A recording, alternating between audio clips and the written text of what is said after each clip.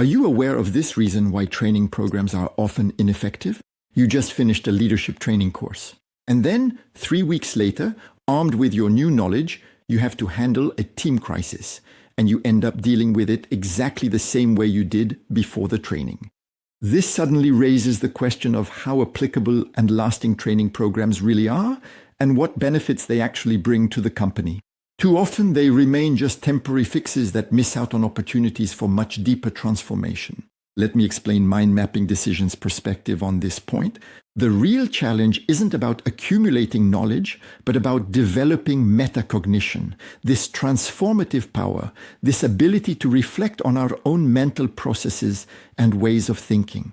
Today, I'm going to reveal why mind mapping activates a double metacognitive lever.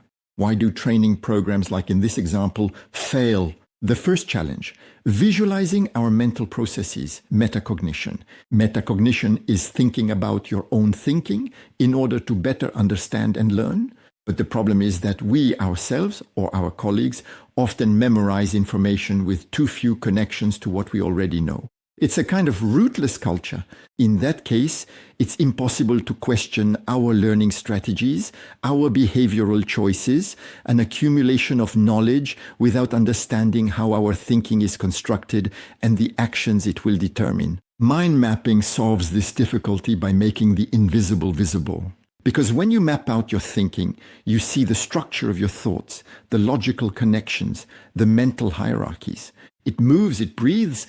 You lay the foundation for true cognitive awareness. Here's an example I observed last month. A manager was attending one of my mind mapping workshops, and we were discussing the topic of decision making.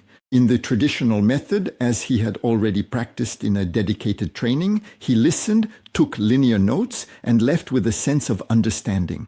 3 months later, when faced with a complex strategic decision, he reverted to his old habits. So, for this new situation, in a training session with the advantage of mind mapping, I asked this manager if he would map out his own thinking process while analyzing a case study from one of his projects. He sees his cognitive biases appear on paper, discovers his mental shortcuts, identifies his patterns, and also his blind spots.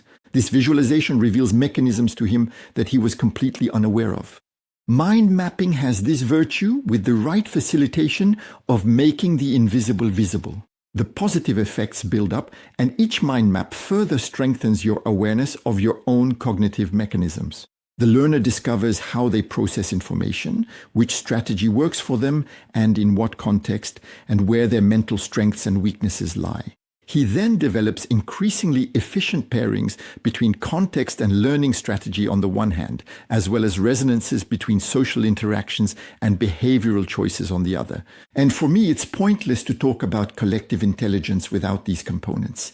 You're starting to grasp the power of this first lever, but be careful. This is only half the equation, because mind mapping simultaneously activates a second mechanism that's even more powerful for the sustainability of your training. The second lever, mind mapping, reveals its true transformative power. That is, instead of passively undergoing training, the learner becomes an active participant in their own development.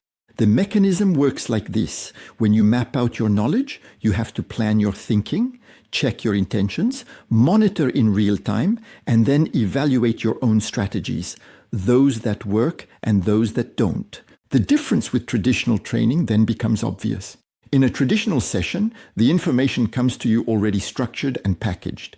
You absorb it, but you don't build it yourself. With mind mapping, it's the opposite. You can deconstruct the information, then structure it yourself according to your intention and your project. This active construction deeply engraves learning into your memory. Let me tell you about my experience. To encourage the emergence of metacognition, I advocate with Mind Mapping Decision for the integration of mind maps at the heart of the company's information system in real contexts and projects. Employees don't do mind mapping just to look sophisticated or simply for fun, like taking notes in a meeting, for example. They use it to solve real professional problems with real stakes on which they choose to reflect more deeply before taking action. Here's an example I worked on this month. A sales team maps out its decision-making processes after losing several major contracts. By visualizing their usual method with a model map, they identify a weak point. They neglect the analysis of the client's implicit needs.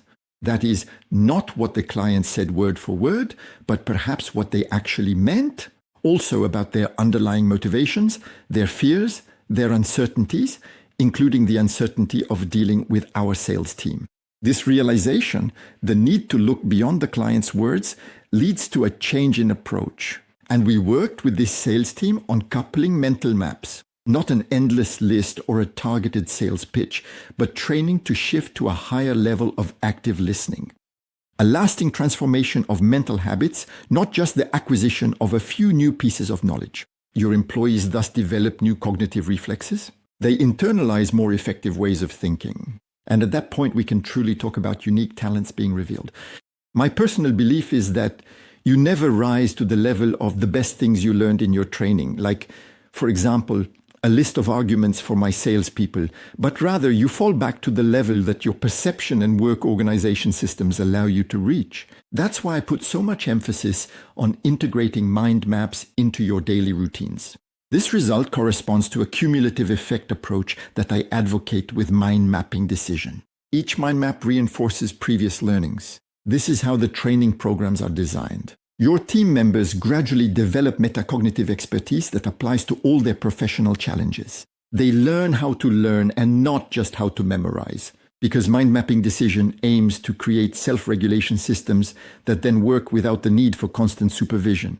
Your teams become autonomous in their development. They know how to identify their gaps, choose the right strategies, and adjust their methods according to the expected results. As an HR manager or training manager, as you've seen, mind mapping simultaneously activates visualization and metacognitive self-regulation. These two levers transform not only training sessions, but also the learning that comes from all those everyday professional situations, which can become true catalysts for development. But now you truly have a real head start. So, the choice is quite simple. Either continue with traditional training that fades away in a few weeks, or prepare the ground and adopt this metacognitive approach that leads to lasting learning. Find out how to concretely integrate these methods into your training or organization by joining a free Wednesday mapping workshop from Mind Mapping Decision every week at 8:30. The link is in the description, or you can also watch other videos on this Mind Mapping Decision channel. See you soon. Goodbye.